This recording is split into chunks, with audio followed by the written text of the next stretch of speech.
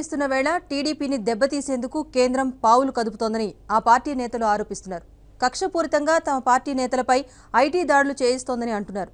అటు ఈసీకి ఫిర్యాదు చేయగా ఐటీ అధికారుల వివరణ తర్వాత తదుపరి చర్యలు ఉంటాయని ఎన్నికల అధికారులు తెలిపారు.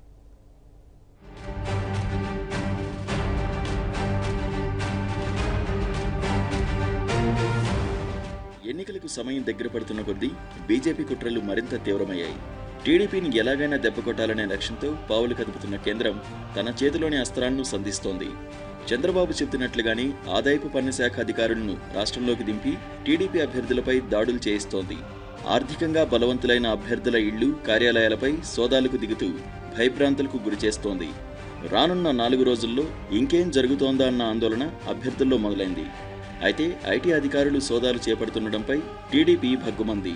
కక్ష సాధింపు చర్యల్లో భాగంగా ఐటీ దాడులకు తెగబడుతోందని మండిపడింది.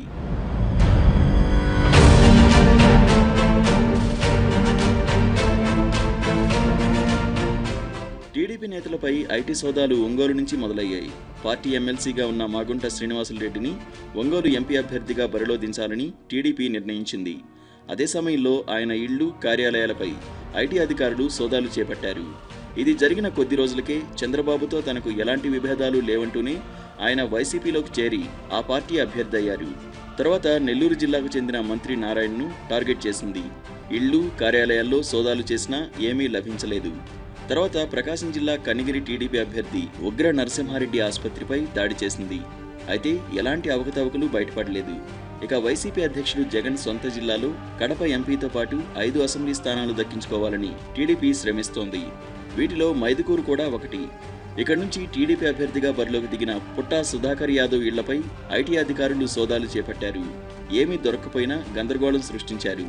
ఇప్పుడు గుంటూరు జిల్లాకు చెందిన టీడీపీ నేత కోవెలమూడి రవీంద్రకు చెందిన వ్యాపార సంస్థలపై దాడులు చేశారు.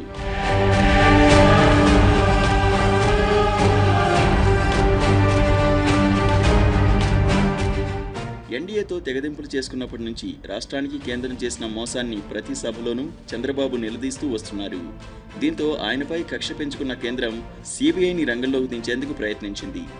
ఏపీలో సీబీఐ అడుగుపెట్టకుండా చంద్రబాబు చట్ట సవరణ చేశారు. దీంతో ఆదాయపు పన్ను అధికారులను కేంద్రం రాష్ట్రంలోకి దించింది. తిరుపతి, నెల్లూరు, గుంటూరు, విజయవాడ, రాజమండ్రి, విశాఖపట్నం ప్రాంతాల్లో మకాం వేసిన ఐటీ అధికారులు ఇక్కడి సహచరులతో కలిసి వరుస సోదాలు చేయబోతున్నట్లు సమాచారం. ముంబైతో పాటు చెన్నై, బెంగళూరు నుంచి వచ్చిన ఆదాయపు పన్ను అధికారులు ఎక్కువగా కోస్తా ప్రాంతంపైనే దృష్టి సారించినట్లు తెలుస్తోంది. ఎన్నికల సమయంలో ఎక్కడ విచ్చలవిడిగా డబ్బు ప్రవాహం జరుగుతోంది, ఏ అభ్యర్థి ఎక్కువగా ఖర్చు చేస్తున్నారు తదితర వివరాలు ఎప్పటికప్పుడు సేకరిస్తున్నామని, ఈ సమాచారం మేరకు దాడులు చేస్తున్నామని చెప్తున్నారు.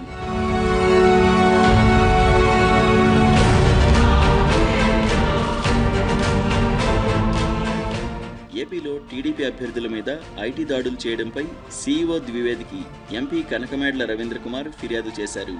మైదుకూరులో పుట్టా సుధాకర్ యాదవ్ అంతకుముందు తూర్పుగోదావరి, గుంటూరు జిల్లాల్లో టీడీపీ నేతలు, వారికి మద్దతిస్తున్న వారిపై జరుగుతున్న ఐటీ దాడులపై తీవ్ర అభ్యంతరం వ్యక్తం చేశారు. ఒకే పార్టీకి చెందిన వ్యక్తులపై వరుసగా జరుగుతున్న దాడులు కక్షపూరితంగా చేస్తున్నట్లు ఉందని ఫిర్యాదు చేశారు. కంటెస్ట్ చేస్తున్న అభ్యర్థులపైన ఈ రకమైనటువంటి ఇన్కమ్ ట్యాక్స్ దాడులు చేసి దానికి ప్రచారాన్నిచ్చి ప్రచారానికి వాడుకుని వీళ్ళంతా ఏదో దొంగల్లాగా చూపించి వీళ్ళని ఎలక్షన్ కోడ్కి ఉల్లంఘన చేసే విధంగా ప్రత్యర్థులకు ఉపయోగపడే విధంగా, ఎందుకంటే అక్కడ వైఎస్ఆర్సీపీ పార్టీకి చెందినటువంటి వాళ్ళందరూ పోటీ చేస్తున్నారు, వాళ్లకు ఉపయోగపడే విధంగా వీళ్ళ మీద అభియోగాలు పెట్టి దాడులు చేయటం, ప్రచారం చేసుకోవటం, ఇట్లాంటి విషయాలపైన చాలా చేయటం అనేటటువంటిది కేంద్ర ప్రభుత్వం income tax department model code of conduct ఎలక్షన్ల ఫోర్స్లో ఉండగా చేయటం జరిగింది. దీనిపైన కూడా ఎలక్షన్ కమిషన్కి ఇచ్చాం. Election commissioner chief electoral officer గారు తీవ్రంగా స్పందించారు. స్పందించి కన్సర్న్ ఆఫీసర్లతో మాట్లాడి ఇమీడియట్గా దాని మీద నివేదిక పంపించమని అన్నారు. ఎలక్షన్ టైంలో అది రొటీన్ ఇన్స్పెక్షన్ అని చెప్పారు వాళ్ళు. రొటీన్ ఇన్స్పెక్షన్ అయితే మీరు చేసుకోవాల్సింది 11 తర్వాత చేసుకోవాలా, పడిగా ఒక పొలిటికల్ పార్టీ పైన మీ రకమైన దాడులు చేయటం అనేటువంటి కరెక్ట్ కాదని చెప్పేసి మా సమక్షంలోనే వాళ్ళతో మాట్లాడటం, వాళ్ళకి తగిన మేము నోటీసులు జారీ చేసి వాళ్ళ నుంచి కూడా ఎక్స్ప్లెనేషన్ తీసుకుని తగు చర్యలు తీసుకుంటామని చెప్పడం జరిగింది. టీడీపీ నేతల ఫిర్యాదులపై ఎన్నికల సంఘం స్పందించింది.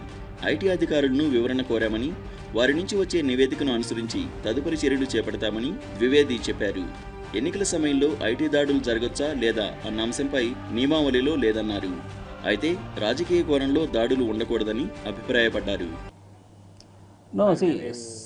ఐటీ దాడులు జరగకూడదా దానికి గైడ్ లైన్స్ ఏముండదు. ఎందుకంటే డిపార్ట్మెంట్ ఫంక్షనింగ్ వాళ్ళు ఎప్పుడైనా చేసుకోవచ్చు. సో జరగకూడదు లేదు. So but only thing is నాకు ఇవాళ కంప్లైంట్ ఒకటి వచ్చింది. నేను ఇన్కమ్ ట్యాక్స్ డిపార్ట్మెంట్ వాళ్ళ దగ్గర నుంచి రిమార్క్స్ తెప్పిస్తాను. వాళ్ళు ఏ విధంగా స్పందిస్తారో దాన్ని బట్టి ఫర్దర్ చర్య తీసుకుంటాం. ఐటీ దాడులకు భయపడే ప్రసక్తే లేదని చంద్రబాబు తేల్చి చెప్పారు. ఎన్నికల వేళ ఐటీ దాడులు చేసే అధికారం మోదీకి ఎవరిచ్చారని ప్రశ్నించారు. ఆయన దేశానికి కాపలాదారు కాదని, అవినీతి పరులుకని ఆరోపించారు. 30కి పైగా సిబిఐ కేసుల్లో ఉన్న జగన్కు చెందిన పార్టీ వాళ్లపై ఎలాంటి కేసులు ఉండవా అని నిలదీశారు. చూడండి, నిన్న సుధాకర్ యాదవ్ మన అసెంబ్లీ అభ్యర్థి కడపలో ఆయన ఇంటిపైన దాడులు చేస్తారు. ఈ రోజు మీరు చూస్తే మళ్ళీ గుంటూరులో నాని అని మన నాయకుడు ఆయన ఇంటిపైన దాడి చేస్తారు.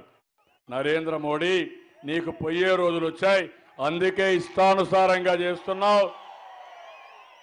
మా వాళ్ళ నువ్వు చేసే అరాచకం మా గోడు నీకు తగులుతుంది నరేంద్ర మోడీ అని హెచ్చరిస్తున్నా. నీ ఉద్యోగం శాశ్వతం కాదు, మళ్ళీ రోడ్డు మీద తిరిగే రోజు వస్తుంది. నువ్వు నిన్ను చీకొట్టే రోజు వస్తుంది, ప్రజలు అసహించుకునే రోజు వస్తుంది. నరేంద్ర మోడీ గుర్తుపెట్టుకోమని హెచ్చరిస్తున్నా. మా కడుపు కొట్టద్దు, మమ్మల్ని బాధ పెట్టద్దు. వైసీపీ నాయకులు దొంగలు లేరా తమ్ముళ్ళు? డబ్బులు ఇష్టానుసారం ఖర్చు పెట్టారా లేదా? ఎందుకు వాళ్ళకు ఊడిగం చేస్తున్నావు? ఎందుకు వాళ్ళని కాపాడుతున్నావు? ఎందుకు మా వాళ్ళ పైన పడుతున్నావు? సమాధానం చెప్పమని నరేంద్ర మోడీని ఈ గిద్దలూరు సభ ద్వారా నిలదీస్తున్నారని చెప్పి మీకు తెలియజేస్తున్నా. మోదీ, జగన్, కేసీఆర్ కుట్రలపై ఇవాళ నిరసన దినం పాటించాలని చంద్రబాబు పిలుపునిచ్చారు. 6వ తేదీన అందరూ ఉగాదిని ఆనందంగా జరుపుకుని సాయంత్రం రాష్ట్రాభివృద్ధికి మహాసంకల్పం చేయాలి. 7న దేవాలయాలు, చర్చిలు, మసీదుల్లో ప్రార్థనలు చేయాలి. 8న అందరూ బయటకు వచ్చి సంఘీభావం తెలపాలని పిలుపునిచ్చారు. తెలుగు ఉక్కు తమ్ముళ్లు ఉన్నంత వరకు భయమే లేదని, దాడులు చేస్తే ఇంకా 10 సీట్లు పెరుగుతాయని చంద్రబాబు చెప్పారు. చిన్న విరామం తీసుకుందాం.